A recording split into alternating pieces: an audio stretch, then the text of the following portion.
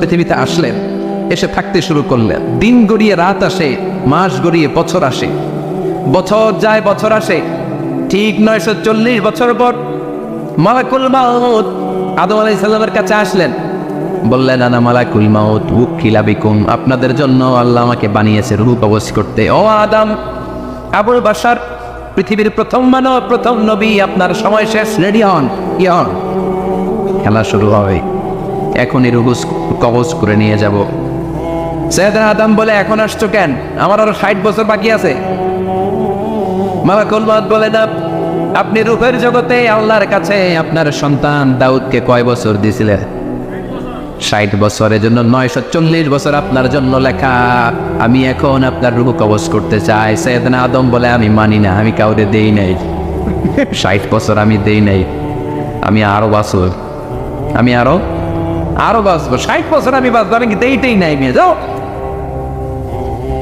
মালাকুল মাউত আল্লাহর যে বলে, আল্লাহ দেয় নাই বলে, আসলে ভুলে গেছে।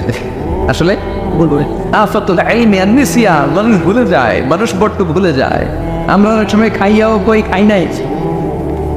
অনেক কিছু আপনি দিছিলেন কিন্তু ভুলে যাই, গলার নিচ দিয়ে নামার পরে কই তুমি কিচ্ছু দাও নাই।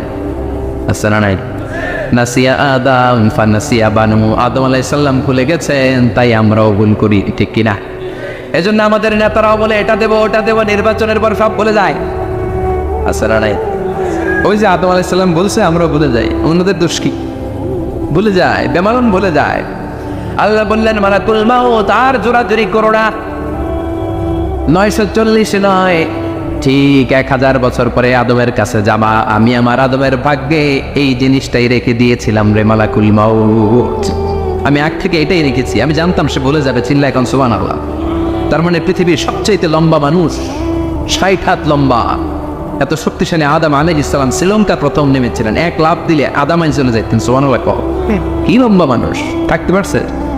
কথা নাই, ঘুমে ধরছে। শেষ করে দেই, হ্যাঁ? আরো কয়েক মিনিট চলবে, চলবে চলবে।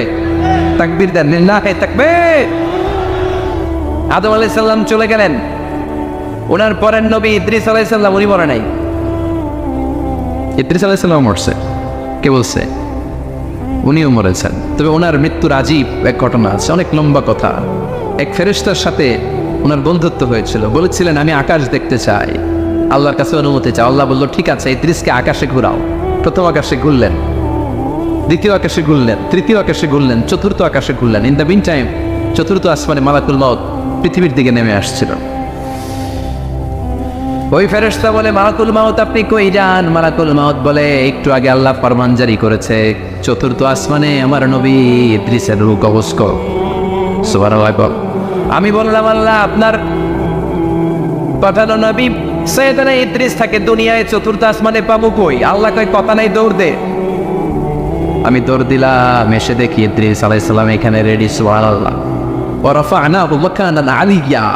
ইদ্রিস আলাইহিস সালামের রূহ কবজ দুনিয়ায় হয় নাই, চতুর্থ আকাশের মধ্যে হয়েছে। একটু চিৎকার করে পড়বেন সুবহানাল্লাহ। এরপরে সুলাইমান আলাইহিস সালাম, উনি তো মরে নাই, মরছে। উনি জিন চালাইতো, উনিও মরবে। শক্তিশালী একজন নবী ছিল। উনি মালাকুল মাউতকে বলেছিলেন, মালাকুল মাউত আমার মৃত্যুর সুয়াইয়া, সামান্য কিছু আগে আমারে বইল, আমার একটা কাজ আছে। মালাকুল মাউত মৃত্যুর কিছু সময় আগে এসে বলল, সুলাইমান টাইম ইজ আপ, সময় শেষ, অল্প কিছু সময় বাকি, কি করবেন করেন। সাইয়েদনা সুলাইমান জিনদেরকে ডাকলো, ও জিনেরা, বিশাল একটা প্রজেক্ট আছে, প্রজেক্টে কাজ শুরু করো। আর কিছু জিনকে বলল, চারদিকে গ্লাস ফিটিং করা একটা রুম বানাও। সাইয়েদনা সুলাইমান আলাইহিস সালাম গ্লাস ফিটিং করা রুমের ভেতরে ঢুকলেন। এই রুমে ঢুকার দরজা নাই, হাতে একটা লাঠি নিলেন, কি নিলেন? লাঠির মধ্যে ভর করে দাঁড়িয়ে রইলেন আর জিনদের দিকে তাকিয়ে রইলেন। জিনেরা এত বদমাশ ছিল, সাইয়েদনা সুলাইমান দাঁড়িয়ে না থাকলে কাজ করতো না।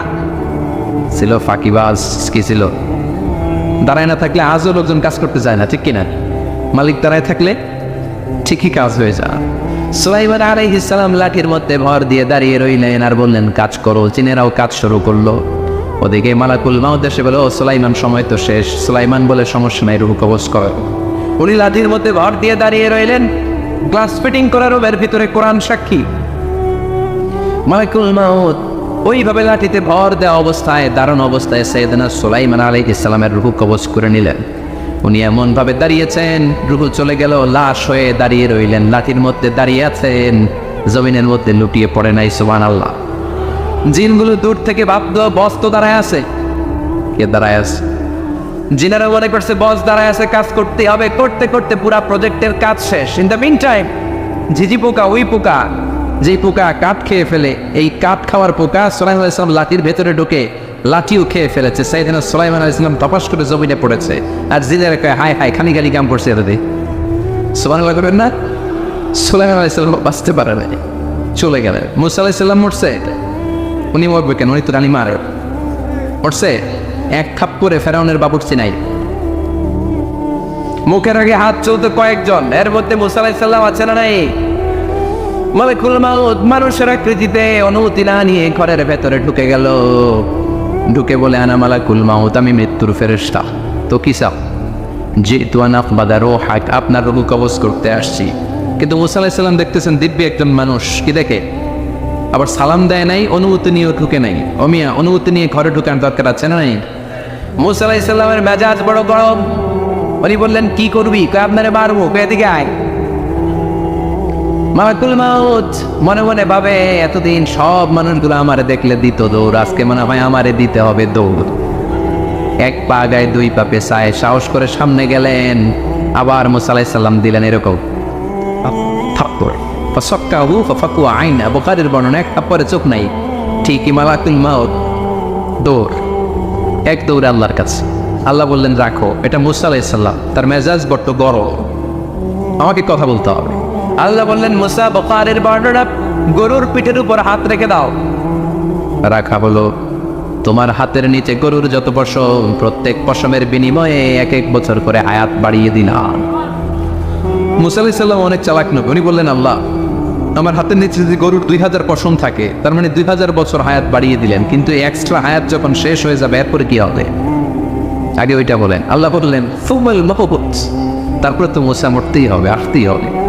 সাইয়েদনা মুসা আলাইহিস সালাম বললেন ফাল আনা, তাহলে আর দেরির দরকার নাই, এখনই আমি আপনার কাছে চলে যেতে চাই। মালাকুল মাউত মুসা আলাইহিস সালামের রূহ নিয়ে উড়াল দিলেন। সুবহানাল্লাহ। বুঝতে পারছে? বিশ্বনবী মরে নাই, উনি ইন্তেকাল করেছেন। চিল্লা এখন ঠিক কিনা? ইন্তেকালের আগে বিশ্বনবী প্রচন্ড অসুস্থ হলেন। মা আয়েশারে ডেকে বললেন আয়েশা, মনে হয় আমি বাঁচবো না। ওই যে খায়বার বিজয়ের দিন, খায়বার দুর্গ বিজয় করার পরে এক ইহুদি মহিলা আমার দাওয়াত দিয়েছিল। ওই দাওয়াত খেতে যাওয়ার পরে গোশতের মধ্যে বিষ মাখানো হয়েছিল রে আয়েশা। ওই বিষ মাখানো খাসির গোশত খেয়ে যে ব্যথা আমার পেটে উঠেছিল, আজ আবার সেই ব্যথা উঠেছে। বিশ্বনবী ওই বিষ খাওয়ানো গোশতের কারণে ইন্তেকাল করেছেন। তার মানে বিশ্বনবীর সাথে জামা আল্লাহ বাইনা নবুওয়া ওয়া শাহাদা, আল্লাহ বিশ্বনবীকে শুধু নবী বানায় নাই, শহীদ হিসেবে কবুল করেছে। সুবহানাল্লাহ করবেন না? প্রচন্ড অসুস্থ, উনি ছাড়া মসজিদে নববীতে কেউ ইমামতি করার সাহস পায় না। বিশ্বনবী বললেন আবু বকর তুমি যাও, আবু বকরও যায় না। বিশ্বনবী বললেন পানি আনো। বিশ্বনবী পানি দিয়ে ওযু করলেন। ওযু করে কয়েকজন সাহাবীকে ধরে উঠতে চাইলেন, আবার থপাস করে বেহুশ হয়ে পড়লেন। বিশ্বনবী উঠতে পারে না। আবার বললেন ঠান্ডা পানি আনো। পানির ভেতরে বিশ্বনবী দুই হাত ঢুকিয়ে দিয়ে ঠান্ডা ভিজা হাত দিয়ে চেহারার মধ্যে মাসে করলেন আর বললেন ইন্নালিল মাউতি লা সাকারাত, হায়রে মৃত্যুর কি যন্ত্রণা, হায়রে মৃত্যুর যে কি কষ্ট। অবিয়া বিশ্বনবী যদি মৃত্যুর কষ্টে কাতরায়, আমাদের অবস্থা কি? আমাদের নসিবে কি আছে? আল্লাহ তুমি বাঁচাও করে না। আমি বিশ্বনবী কাঁদছেন, সাহাবারা একের পর এক দেখতে আসে, কান্নার রোল পড়ে গেল চারদিকে। বিশ্বনবীর কলেজার টুকরা নয়নের পুটুলি সাইয়েদাতুনা ফাতিমা বিশ্বনবীর কান্না সহ্য করতে পারে না। বিশ্বনবীকে ধরে মা ফাতিমা, সাইয়েদাতুনা ফাতিমা বিলাপ করা শুরু করে দিলেন, চিৎকার দিয়ে কান্নাকাটি শুরু করে দিলেন আর বললেন ওয়া কুরবাবা, ওয়া কুরবাবা, হায় হায় আমার বাবার কি কষ্ট, আমার বাবার কি কষ্ট হচ্ছে। বিশ্বনবী বললেন ফাতেমা তুমি কেঁদো না, আমার কষ্ট আজকের পরে আর থাকবে না, আজকে তোর বাবার সব কষ্ট বন্ধ হয়ে যাবে। কি যেন কানে কানে বললেন, ফাতেমা আরো কেঁদে দিল। আবার কানে কানে কি যেন বললেন, ফাতেমা হেসে দিল। বিশ্বনবীর ইন্তেকালের অনেক পর মা আয়েশার কাছে ফাতেমা বললেন, আমি যখন প্রথমে কেঁদেছিলাম আব্বা বলেছিল আমি আর বাঁচব না রে ফাতেমা, আবার কানে কানে একটা কথা বলার পরে হেসেছিলাম। আব্বা বলেছিল, আমার পরে আমার পরিবার বর্গের মধ্য থেকে সর্বপ্রথম তোমার সাথে আমার দেখা হয়ে যাবে রে ফাতেমা। অল্প কয়েক মাসের ব্যবধানে সাইয়েদাতুনা ফাতেমা উনিও ইন্তেকাল করলেন। বিশ্বনবী শোয়া থেকে উঠতে পারে না। এক সাহাবীকে দেখলেন মেসওয়াক করছে। বিশ্বনবী মেসওয়াকের দিকে তাকিয়ে রইলেন। বিশ্বনবীর নিথর দেহটা পড়ে আছে। আয়েশারা যে বলবে, আয়েশা মেসওয়াক দাও, বলতে পারেন। মা আয়েশা বুঝতে পেরে মেসওয়াক আনলেন, বিশ্বনবীকে মেসওয়াক করিয়ে দিলেন। এবার বিশ্বনবী বললেন, ও আবু বকর শোনো, আল্লাহ আমাকে অপশন দিয়েছে। কি দিয়েছে? আল্লাহ বলেছে, নবী আজীবন থাকতে চাইলে থাকেন, আর আসতে চাইলে চলে আসেন। আমি থাকতে না চেয়ে আল্লাহর কাছে চলে যাওয়ার ইচ্ছা করলাম। সাইয়েদনা আবু বকর কান্না জুড়ে দিলেন। বিশ্বনবী বললেন, আসসালাত আসসালাত, ও আমার উম্মতেরা, নামাজ তরক করো না। ইন্তেকালের আগে বললেন, নামাজ ছেড়ে দিও না। আর বললেন, ওয়ামা মালাকাত আইমানুকুম, তোমাদের অধীনস্থ কর্মচারীদের সাথে খারাপ আচরণ করো। ঘাম শুকানোর আগে পয়সা দিয়ে দিও। আর হাত দুটো উঁচু করে বললেন, আল্লাহুম্মা ইলা রাফিকিল আলা, ও আল্লাহ, আমি আপনার কাছে যেতে চাই। এই কথাটা বলে বিশ্বনবীর হাত দুইটা থপাস করে জামিনে পড়ে গেল। বিশ্বনবীও চলে গেলেন। থাকতে পেরেছে কেউ? চিন্নায় বলেন। এজন্য আমরা আল্লাহর কাছে ইমানই মৃত্যু চাই। কি মৃত্যু? আমরা উত্তম মৃত্যু চাই। চিন্নায় বলেন, কি মৃত্যু? এজন্য মরণের আগে ইমান নিয়ে মরার দরকার আছে না নাই?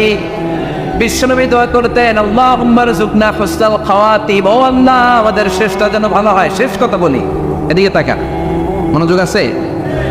বলতেন, আল্লাহুম্মা রযুকনা হুসনাল খাওয়াতিম, ও আল্লাহ, আপনি আমাদেরকে ইমানের মৃত্যু দেন, আমাদের শেষটা ভালো করেন। কারণ সব ভালো তার শেষ ভালো। জানেন না এটা আপনারা? সব ভালো তার শেষ ভালো। আজীবন ইসলামের পক্ষে, আজীবন নামাজি মুত্তাকি, মরার আগে কাফের হয়ে মনে, এরকম আছে না?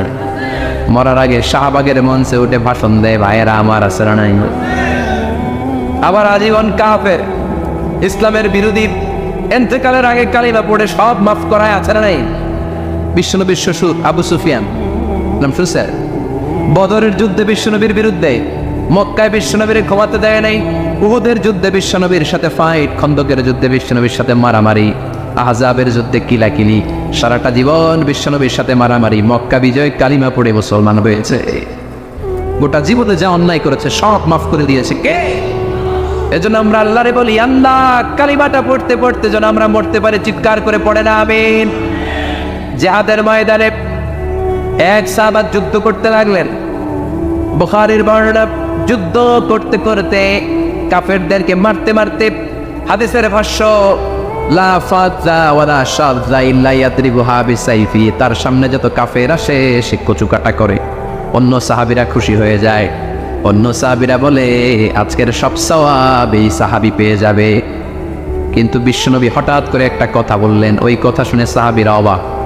বিশ্বনবী বললেন, হুয়া ফিন্নার, ও জাহান্নামে যাবে। কই যাবে? জিহাদের ময়দানে এক মুজাহিদ সাহাবী কাফিরদেরকে মেরে শেষ, কিন্তু বিশ্বনবী বললেন কই যাবে? কথা কয় না। এক সাহাবী কয়, ঘটনা কি? এত বড় মুজাহিদ ফি সাবিলিল্লাহ কেন জাহান্নামে যাবে? আমি লুকিয়ে লুকিয়ে দেখি।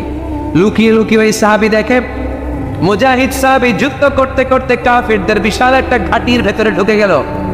মারতে মারতে মারতে মারতে হঠাৎ এক কাফেরের আঘাতে এই মুজাহিদ সাহাবীর ডান হাতটা কাটা পড়ে গেল। এবার ডান হাত দিয়ে ফিনকি দিয়ে রক্ত বের হতে শুরু করলো। মুজাহিদ সাহাবী আর যন্ত্রণা সহ্য করতে পারে না। যন্ত্রণা সহ্য করতে না পেরে কাতরাতে কাতরাতে নিজের হাতের ছুরিটাকে জমিনের মধ্যে গেড়ে দিয়ে ছুরির উপরে ছাপিয়ে পড়ল।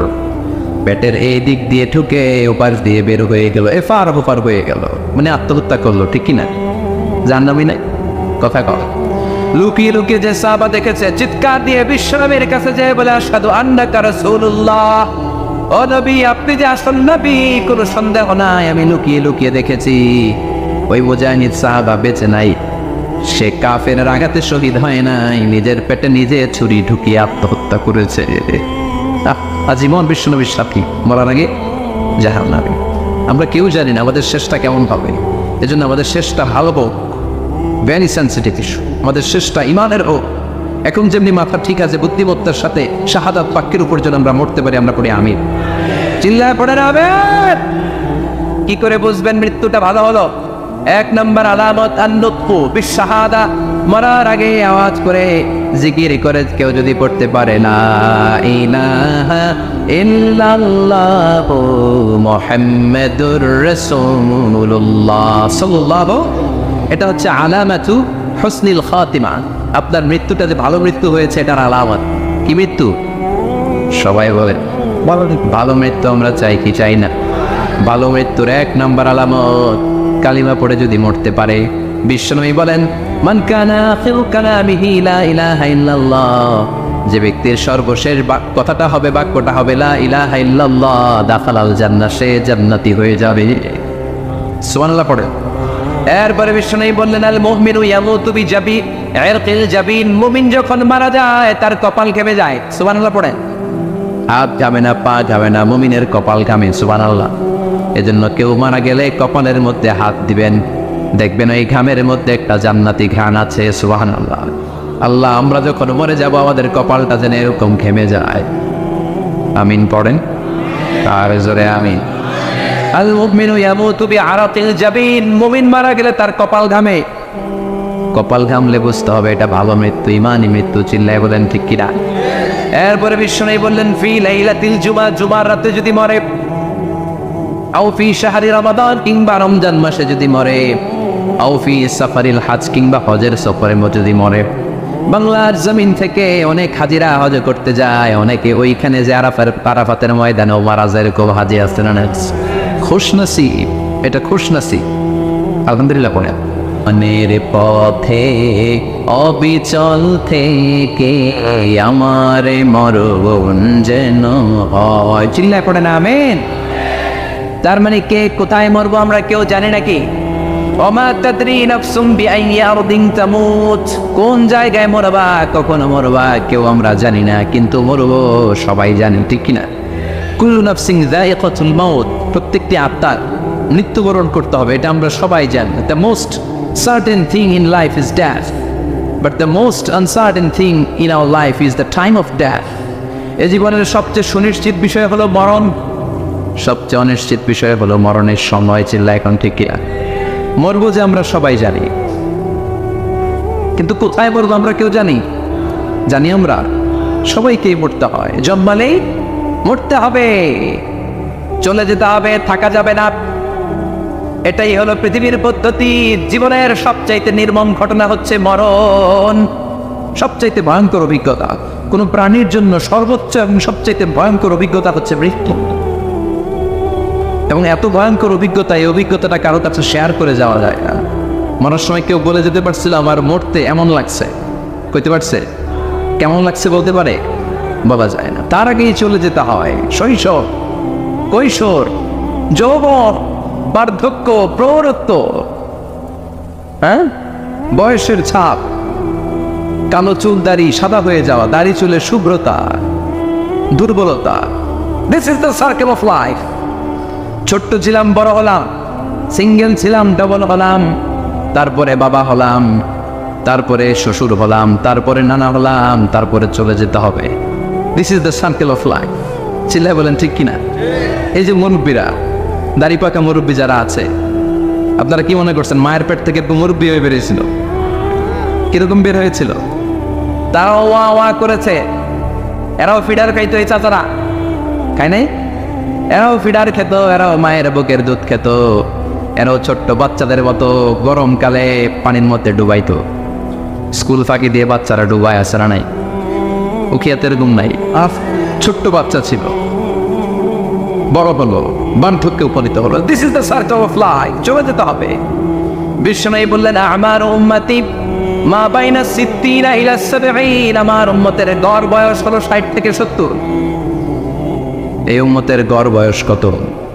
60 থেকে 70। ওয়া আকাল্লুহুম মাইয়াজুজু যালিক, অল্প কিছু মানুষ আছে যারা 70-এর বেশি হায়াত পায়। এখানে 70-এর বেশি আছেন কারা? হাত তোলেন দেখি তো। কয়জন? একজন, দুইজন, তিনজন? মাশাআল্লাহ। আল্লাহ আরো হায়াত দেয়, আল্লাহ এদেরকে আরো হায়াত দারাজ করুক। চিল্লায় বলেন আমিন। তার মানে আমার উম্মতি মা বাইনা সিত্তিন ইলা সাবঈন, বিশ্বনবী বললেন এই উম্মতের গড় বয়স 60 থেকে 70। আর 70-এর বেশি হায়াত পাবে। ওয়া আকাল্লুকুম ইয়াজুজু যালিক, 70-এর বেশি পাবে হাতে গোনা, গুনে বের করে ফেলা যায় 1 জন 2 জন 3 জন, বাকি সব 60-এর আগে নাই। শিল্লা এখন ঠিক কিনা? বাংলাদেশের গড় হায়াত কত মানুষের? 60। বিশ্বনবীর কথার সাথে মিলে গেছে, চিল্লায় পড়েন সুবহানাল্লাহ। এই জন্য বিশ্বনবী বলেন, এই যে মুরব্বীদের দাড়ি পাকে, এই যে রাস্তায় অ্যাক্সিডেন্ট হয়, এই যে ক্যান্সারে আক্রান্ত হয়ে লোকজন মারা যায়, তার উপরেও কি টনক নড়ে না? এরপরেও কি বিবেকে ধরে না যে তোমাকে চলে যেতে হবে? আকসিরু যিকরা হাযিবিল লাযযাত, জীবনের সব স্বাদকে পানসা করে দেয় ওই মরণকে স্মরণ করো। মরণকে স্মরণ করলে জাহান্নাম বরণ করা লাগে না, চিল্লায় বলেন ঠিক কিনা? আবার আল্লাহ বললেন, গোলাম, স্পেশাল একজন ফেরেশতা আমি মরণের জন্য সিলেক্ট করলাম, নাম মালাকুল মাউত। তাকে আমরা আজরাইল বলেছিনি। এই মালাকুল মাউত তার বাহিনী নিয়ে নির্ধারিত টাইমে গোটা বিশ্বের সব মানুষের রূহ কবজ করে। অন টাইম নাকি দেরি করে? মালাকুল মাউত আগেও আসে না, পরেও আসে না। সুবহানাল্লাহ পড়ে। সাইয়েদনা সুলাইমান আলাইহিস সালাম জামানাতে ওনার এক ওয়াজির ছিল, মন্ত্রী। ওই মন্ত্রীকে নিয়ে উনি বৈঠক করতেন। ওনার সময় উনি মালাকুল মাউতের সাথে বৈঠক করতেন। শুনতেছেন? আপনাদের মনোযোগ আছে তো? উনি বৈঠকে বসেছেন, মালাকুল মাউত বসা, ওয়াজিরও বসা। হঠাৎ মালাকুল মাউত ওয়াজিরের দিকে বড় বড় চোখ করে তাকাচ্ছে। বড় বড় চোখ করে তাকানোতে ওয়াজির ভয় পেয়েছে। হঠাৎ মালাকুল মাউত চলে গেল। ওয়াজির বলে, ও সুলাইমান আলাইহিস সালাম, এই যে লোকটা বড় বড় চোখ করে আমার দিকে তাকালো, এটা কে? সাইয়েদনা সুলাইমান বলে, হাদা মালাকুল মাউত। যে বর্ণনাটা বলছে এটা হাদিস না, এটা হচ্ছে ইসরাইলিয়া, জিউস ট্রেডিশন। কোরআন হাদিসের সাথে কোনো দ্বন্দ্ব নাই, তাই বর্ণনা করা যাবে। বিষ্ণু বলেছেন, বাল্লিগু আন্নি ওয়ালাউ আয়া। আবার বলেছেন, ওয়া হাদিসু আন বনি ইসরাঈল ওয়ালা হারাজ। বনি ইসরাইলের ট্রেডিশন বর্ণনা করো, জিউস ট্রেডিশন বর্ণনা করো, এতে কোনো সমস্যা নাই। ওয়াজির বলে, ও সাইয়েদনা সুলাইমান, বড় বড় চোখ করে যে তাকালো লোকটাকে? সাইয়েদনা সুলাইমান বলে, হাদা মালাকুল মাউত, এটা মৃত্যুর ফেরেশতা। ওয়াজিরের কলিজায় পানি নেই। এটা কি ফেরেশতা? শুনে তো পিলে চমকে গিয়েছে। কয়টি? মালাকুল মাউত তো আবার চিনে বলেছে, বাড়ি চিনে ফেলছে আমার খবর আছে। সাইয়েদনা সুলাইমান আলাইহিস সালাম জিনদেরকে দিয়ে কাজ করাতেন, মেঘমালাকে দিয়ে কাজ করাতেন, বিশাল সিংহাসন নিয়ে পৃথিবীর প্রাচ্য থেকে পাশ্চাত্যে ঘুরে বেড়াতেন। সাইয়েদনা সুলাইমানকে ওয়াজির বলে, ও সুলাইমান, মেঘমালাকে আদেশ করে দেন, আমি আর এই ফিলিস্তিনের ভূখণ্ডে থাকতে চাই না। আকাশের মেঘমালার উপরে আমারে বসিয়ে দেন, আর বলে দেন আমারে নিয়ে যেন আকাশের মেঘমালা হিন্দুস্তানের ওই দূর পর্বতে রেখে আসে। আচ্ছা, আল হিন্দ, হিন্দের সবচেয়ে দূরবর্তী জায়গায় যেন আমার রেখে আসে। সাইয়েদনা সুলাইমান বললেন, আকাশের মেঘ যাও, আমার ওয়াজিরকে নিয়ে হিন্দুস্তানের একটা উপদ্বীপে রেখে আসো। রেখে আসা হলো। কিছুক্ষণ পর মালাকুল মাউত সাইয়েদনা সুলাইমানের কাছে হাজির। সাইয়েদনা সুলাইমান বললেন, ও মালাকুল মাউত, কই ছিলা? একটু আগে হিন্দুস্তান থেকে আপনার ওয়াজিরের রূহ কবজ করে আসছি। সুবহানাল্লাহ পড়ে। এটা আবার কেমন কথা, তুমি ওইখানে গেলা কেন? কয়, রব্বুল আলামিন কিছুক্ষণ আগে আমার কাছে পয়গাম পাঠিয়েছে, যাও সাইয়েদনা সুলাইমানের ওয়াজিরের রূহটা কবজ করো। কবজ করার জায়গা হলো হিন্দুস্তানের উপদ্বীপ। কোন জায়গায়? মালাকুল মাউত এসে দেখে সুলাইমান নবীর সাথে মিটিং করে। ওয়াজির কার সাথে মিটিং করে? সুলাইমান নবীর সাথে। কিন্তু ফরমানে লেখা রূহ কবজ করতে হবে কোথায়? হিন্দুস্তানে। সুবহানাল্লাহ করবেন না? এই জন্য বড় বড় চোখ করে আমি তাকিয়েছি, আর মনে মনে ভাবলাম টাইম তো নাই, কারণ মৃত্যু তো অন টাইমে হতে হয়, এখনই ওর রূহ কবজ করতে হবে। কেমন করে ওইখানে যাবে আমি জানি না, আমি আগে চলে যাই। মালাকুল মাউত চলে গেল, যে দেখে ওই জায়গায় ওয়াজির হাজির। সাথে সাথে রূহ কবজ করে আল্লাহর কাছে চলে গিয়েছে। পড়েন সুবহানাল্লাহ। এই জন্য আল্লাহ বললেন, মালাকুল মাউত আমি নির্ধারণ করে দিয়েছি, পৃথিবীর প্রতিটি মানুষ মালাকুল মাউতকে দেখবে, চাক্ষুষ দেখবে, ভালো হলেও দেখবে, খারাপ হলেও দেখবে। কার কথা? ভালো মানুষ যদি হয়, আল্লাহওয়ালা যদি হয়, ইসলাম প্রিয় যদি হয়, ডান পন্থে যদি হয়, মৃত্যুর সময় মালাকুল মাউত আলা সূরাতি শাবিন আলা আহসানি সূরা, একজন যুবকের আকৃতিতে চমৎকার তবতবে সাদা একটা জুব্বা পরে, জান্নাত থেকে জান্নাতি কাপড় নিয়ে, হানুত মিন হানুতিল জান্নাত, জান্নাতের সুগন্ধি নিয়ে মুমূর্ষু রোগীর মাথার সামনে এসে বসে যায়।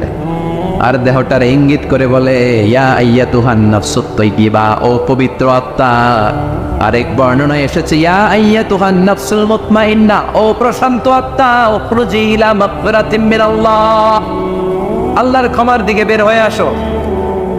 উখরুজি ইলা মাগফিরাতিম মিনাল্লাহি ওয়া রিদওয়ান, আল্লাহর ক্ষমার সন্তুষ্টির দিকে রুহুটা বের হয়ে আসো। স্মুথলি বলার সাথে সাথে মুমিনের দেহ থেকে রুহুটা বের হয়ে আজরাইলের হাতে চলে যায়। স্মুথলি বলার সাথে সাথে স্বাচ্ছন্দ্যে আনন্দে মুমিনের দেহ থেকে রুহুটা সা করে বের হয়ে মালাকুল মউতের হাতে এসে পড়েন সুবহানাল্লাহ। আল্লাহ এমন মৃত্যু তুমি আমাদের নসিবে রেখে দিও, চিৎকার করে পড়েন আমিন। আর যারা ইসলাম মানে নাই, আর যারা কোরআন মানে নাই, আর যারা দিন কায়েমের আন্দোলন করে নাই, দিনকে ভালোবাসে নাই, বাম আর রামপন্থী ছিল, নাস্তিক ছিল, ইসলাম বিরোধী ছিল, তাদের কাছেও মালাকুল মাউত আসে কি আসে না? চিল্লায় বলে না, সে কি আসে না? তাদের কাছেও আসে, কিন্তু আলা সূরাতি আকবাহি রাজুল, একজনের চেহারা যত ভয়ঙ্কর হতে পারে, যত নিকৃষ্ট হতে পারে, এরকম ভয়ঙ্করতম নিকৃষ্ট দুর্গন্ধওয়ালা একটা চেহারা নিয়ে আসে। রিজলাহু ফিল আরদ, পা থাকে জমিনে, রাসুহু ফিস সামা, হাদিসের বর্ণনা, পা দুইটা জমিনে, মাথা আকাশে। এসে দমক দিয়ে জালিমের মাথার সামনে এসে বলে ইয়া আইয়াতুহান নাফসুল খাবিসা, হে পাপাত্তা, হে অপবিত্র আত্মা, উখরুজি ইলা সাখাতিল্লাহি ওয়া গাদাবিহি, আল্লাহর রাগের দিকে, আল্লাহর অসন্তুষ্টির দিকে বের হয়ে আয়। মালাকুল মাউতের এই অর্ডার পাওয়ার সাথে সাথে রুহুটা কিন্তু বের হয় না। মুমিনের রুহুকে ডাক দিলে যেমনি স্মুথলি বের হয়, কাফেরের রুহু এভাবে বের হয় নাই। কথা বলেন, রুহুটা ডানে যায়, ফাতাতাফাররা, একবার রুহুটা ডানে যায়, আবার রুহুটা বায়ে যায়, আবার সামনে যায়, পায়ে যায়, হাতের মধ্যে ঢুকে ডানে বায়ে যায়। মালাকুল মাউত আবার ধমক দিয়ে বলে ইয়া আইয়াতুহান নাফসুল খাবিসা, পাপাত্তা, বের হয়ে আয়। রুহুটা আবার ডানে যায়, বায়ে যায়, সামনে যায়, পেছনে যায়। এবার খপাস করে মালাকুল মাউত রুহুকে ধরে টান ধরে, সারা দেহটা থেকে প্রাণ রস সিক্ত করতে করতে দেহ থেকে রুহুটাকে টেনে হিচড়ে বের করে আনে। আর মনুষ্য রুগীটা চিৎকার মারতে থাকে, পড়েন না আউযুবিল্লাহ। একটা জীবন্ত ছাগলের চামড়াগুলো জবাই না দিয়ে কেউ যদি টেনে টেনে বের করে, ছাগল জবাই হয় নাই, কিন্তু চামড়া এক পাশ থেকে টেনে টেনে টেনে হিচড়ে আপনি গা থেকে বের করলে যত কষ্ট হয়, এর চেয়েও বেশি কষ্ট দিয়ে মালাকুল মাউত বামপন্থী আর কাফেরদের রুহুটা দেহ থেকে বের করে আনে, পড়েন না আউযুবিল্লাহ। আমাদের রুহুটা যেন আল্লাহ, মুমিনদের রুহু আপনি যেভাবে কবজ করেন, ওইভাবে যেন আমাদের রুহুটা বের হয়ে আসে। আর জোরে পড়েন আমিন। এজন্য আল্লাহ বললেন বাল তুউসিরুনাল হায়াতাদ দুনিয়া ওয়াল আখিরাতু খায়রুম ওয়া আবাকা, পাগলের মতো হচ্ছন্ন হয়ে এই দুনিয়াটার পেছনে ছুটে বেড়াও, এই দুনিয়া আসল নয়, আখিরাত হলো আসল। চিল্লায় বলেন ঠিক কিনা? অস্থির, আমরা ব্যস্ত দুনিয়ার লোভে আর মোহে পড়ে আমাদেরকে যে মরতে হবে, চলে যেতে হবে, এটা ভাবার সময়ই আমাদের নাই। চিল্লাই কোন ঠিক কিনা? এজন্য বলা হয় মুতু ক্বাবলান তামুতু, মরার আগে একবার মরো। হাসিবু ক্বাবলান তুহাসাবু আলাইক, তোমার হিসাব কিয়ামতের দিন করার আগে তুমি তোমার হিসাব করো। জীবনে কি কি পাপ করেছি আমি জানি, আমার চেয়ে ভালো কেউ জানে না। চিল্লায় বলেন ঠিক কিনা? কি কি অন্যায় করেছি আমার হৃদয়ের মধ্যে কথাগুলো আছে না নাই? পৃথিবীর কেউ না জানলেও আমি জানি কি জানি না? পৃথিবী না জানুক আমি তো জানি, আমি কি পাপ করেছি হায়। পৃথিবী না জানুক আমি তো জানি, আমি কি পাপ করেছি হায়। আমার পাপের করলে বিচার, বাঁচার উপায় নাই আমার।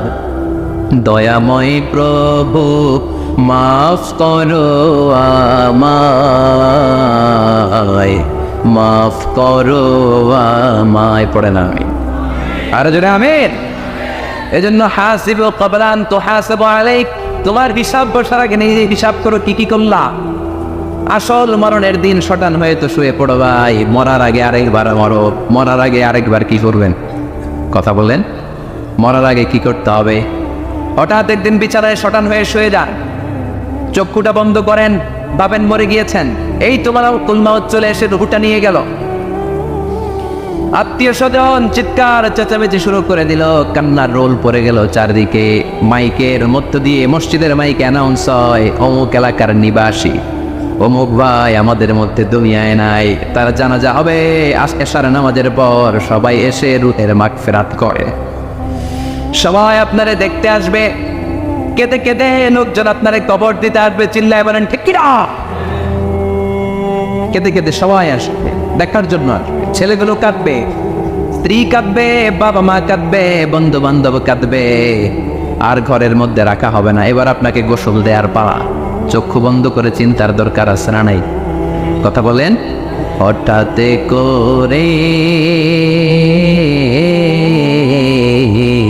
হঠাৎ করে শুনবি একদিন আমার মৃত্যুর খবর। কেঁদে কেঁদে আসবে সবাই দিতে আমায় কবর, দিতে আমায় কবর। ঠিক কি না? একটু চোখটা বন্ধ করে ভাবেন, আপনাকে গোসল দেওয়া হবে, জামাগুলো করা হবে। এত টাকা দিয়ে যে দামি গোসলখানা টাইলস লাগিয়ে ঘরে বানালেন, আপনার শেষ গোসলটা কি ওই দামি গোসলখানায় হবে? লাশ যেখানে দোয়া হয় ওই জায়গায় দোয়া হবে, আপনাকে কাফন পরানো হবে। আপনার কলিজার টুকরা ছোট বাচ্চাটারে বলা হবে, আব্বু দেখে যাও তোমার বাবারে শেষবারের মতো দেখো। আপনার বাবা মা শেষবারের মতো একটা নজর দিয়ে আপনার চেহারাটা দেখে নিবে। বন্ধু বান্ধবরা শেষবারের মতো একবার আপনারে দেখে নিবে। জানাজার জায়গায় নেওয়া হবে। হবে না এই ঘটনাটা আমাদের? হ্যাঁ, হবে কি না? হাজার হাজার মানুষ শেষ বিদায় দেওয়ার জন্য আসবে। 4টা তাকবীর দিয়ে ইমাম নামাজ শুরু করবে। আল্লাহু আকবার, আল্লাহু আকবার, আল্লাহু আকবার, আল্লাহু আকবার বলে নামাজ শুরু করবে। নামাজ শেষ, এবার পালকিতে করে কবরে যাওয়ার পালা। আহা, যেতেই হবে, যেতেই হবে। পালকিতে করে লোকজন নিতে শুরু করবে। কবরস্থানের ওই জায়গায় যেখানে মানুষ বছরে মানুষ না মরলে যায় না, ওই গহীন নিঝুম কবরস্থানে ঢুকানো হবে। পালঙ্ক থেকে নামিয়ে আপনার জন্য করে রাখা আগ থেকে কবরটার মধ্যে শুইয়ে দেয়া হয়। উপরে বাঁশ দিয়ে ছাউনি, শেষবারের মতো সবাই দেখে বাঁশের ছাউনির উপরে মাটি চাপা দিবে। ঠিক কিনা? চলে যাবে সব, কেউ নাই, অন্ধকার, শুধু অন্ধকার। এই অন্ধকার যেন শেষ হতে যায়। এই ঘটনা ঘটবে না আমাদের? কথা বলেন, ঘটবে কিনা? এজন্য মরার আগে এগুলো চিন্তার দরকার আছে না নাই? মরার আগে আরেকবার মরার দরকার আছে না নাই? এজন্য রব্বুল আলামিন বলেন, বাল তুসিরুনাল হায়াতাদ দুনিয়া ওয়াল আখিরাতু খায়রুন ওয়া আবকা। এই দুনিয়ার জীবনটাকে তোমরা আসল জীবন মনে করো, এটা আসল জীবন নয়। আসল জীবন হলো কবরের জীবন। চিল্লায় বলেন ঠিক কি না? আল্লাহ তোমার এই দুনিয়ায়, আল্লাহ তোমার এই দুনিয়ায় কেউ আসে কেউ চলে যায়, তবু তোমার ভয়ে কারো কাঁদে না হৃদয়। এই দুনিয়াতে আমার বদলে গেল মন। চারিদিকে দেখি শুধু সুখেরই স্বপন, ভাবলো না মন আল্লাহ ছাড়া,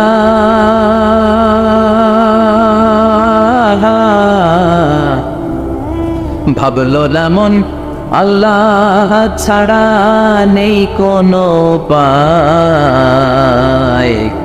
তবু তোমার ভয়ে কারো কাঁদে না হৃদয়। ঠিক কিনা? আসে আর চলে যায়। প্রতিদিন মাইকে অ্যানাউন্স শুনি, অমুক এলাকার অমুক লোক নাই। দাদা গেল, বাবা গেল, বড় ভাই গেল, আত্মীয় স্বজন গেল, আমাকেও যেতে হবে, এই চিন্তা মাথায় নাই। চিল্লা এখন ঠিক কিনা? এজন্য লাইফটা হলো one time, one chance. Second কোনো চান্স আপনাকে দেয়া হবে নাকি? কাফেররা বলবে, ইয়া রাব্বি আরেকটা সুযোগ দেন। লাউ আন্না লানা কাররা ইয়ানি মাররা, আল্লাহর একটা সুযোগ যদি পেতাম দুনিয়াতে ভালো করে আসতাম। আল্লাহ বলবেন ইন্নাহা কালিমাতুল কাইলুহা, এটা শুধু তাদের মুখের কথা, তাদেরকে আবার সুযোগ দিলেও তারা কিচ্ছু করবে না। চিল্লায় এখন ঠিকই না। এজন্য একটা চান্স আমরা পেয়েছি, এই দুনিয়ার ওয়ান চান্সে আমরা ভয় পাবো একজনকে। চিল্লায় বলেন তিনি কে? এজন্য যেতে আমাদেরকে হবে। এই মরণ থেকে পালানোর কোনো সুযোগ কেউ পালাতে পারে নাই। এই মরণ হলো আখিরাতের প্রবেশদ্বার। মরণ নামক পালকিতে চড়ে আমরা কবরের ভেতরে ঢুকি। মরণ হলো প্রথম পর্ব, কবর হলো দ্বিতীয় পর্ব। যেরকম ঠিক কিনা? এই জন্য বিশ্বনবী বললেন আল কবর রাউদাতুম মিন রিয়াদিল জান্নাহ ওয়া হুফরাতুম মিন হুফারিন নার। কবর হলো কারো জন্য জান্নাতের বাগান, কারো জন্য জাহান্নামের গর্ত। আমরা বলি আল্লাহ আমাদের কবরটারে জান্নাতের বাগান বানাও। আরো জোরে পড়েন আমিন। আবার বিশ্বনবী বললেন ইন্নাল কবরা আউয়াল মানজিল মিন মানাজিলিল আখিরাহ। কবর হলো আখিরাতের মানজিলগুলোর প্রথম মানজিল। আখিরাতে একটার পর একটা অনেকগুলো স্টেশন আপনাকে পার হতে হবে। প্রথম স্টেশনটার নাম হলো কবর। প্রথম স্টেশনের নাম কি? এই কবর নামক স্টেশনে যদি আপনি মাফ পেয়ে যান, সামনের সব স্টেশনগুলোতে মাফের ব্যবস্থা করবে কে? আল্লাহ। আর কবর নামক স্টেশনে যদি ধরা খেয়ে যান, আপনার মায়ের আসানা নেই। লাশটাকে যখন রাখা হয়, লাশটা চিনে কে আমারে রাখলো, কে আমাকে ধৌত করলো, কে আমারে কাফন পড়ালো। এই জন্য বিশ্বনবী বলেছেন মৌর্ষের সামনে বসে বসে পড়ো লা ইলাহা ইল্লাল্লাহু মুহাম্মাদুর রাসূলুল্লাহ নাফতিনু মাউতাকুম। লা ইলাহা ইল্লাল্লাহ, মৌর্ষের সামনে দাঁড়িয়ে দাঁড়িয়ে পড়ো লা ইলাহা ইল্লাল্লাহ। এই লা ইলাহা হচ্ছে জীবিতদের জন্য কালিমা, আর আমরা মরার পরে এই জিকির করি। ঠিকই না? আমাদের দেশের অনেক জায়গায় লাশ নিয়ে কবরে যাওয়ার সময় লা ইলাহা পড়ে না। না, এটা আগের জিকির, মরার আগের জিকির। মরার আগে আপনাকে অ্যানাউন্সমেন্ট দিতে হবে আল্লাহ ছাড়া কোনো ইলাহ নাই, বিশ্বনবী হচ্ছেন শেষ নবী এবং রসুল। চিল্লায় বলেন ঠিক কি না? লাশটাকে যখন রেখে দেওয়া হয়, বিশ্বনবী যত মানুষকে কবরে রেখেছে তারপরে দাঁড়িয়েছেন আর বলেছেন ইস্তাগফিরু লিআখিকুম, তোমার ভাইদের জন্য তোমরা দোয়া করো। ফাইন্নাহু আনা ইউসাল, এখনই তাকে কবরে সওয়াল করা হবে। কবরে প্রশ্ন আসছে না নাই? কথা বলেন। বিশ্বনবী খাদিজাতুল কুবরা, ওনার প্রথম স্ত্রী খাদিজাতুল কুবরা তাহেরাকে কবরের মধ্যে রেখে দিয়ে কাঁদতে শুরু করলেন।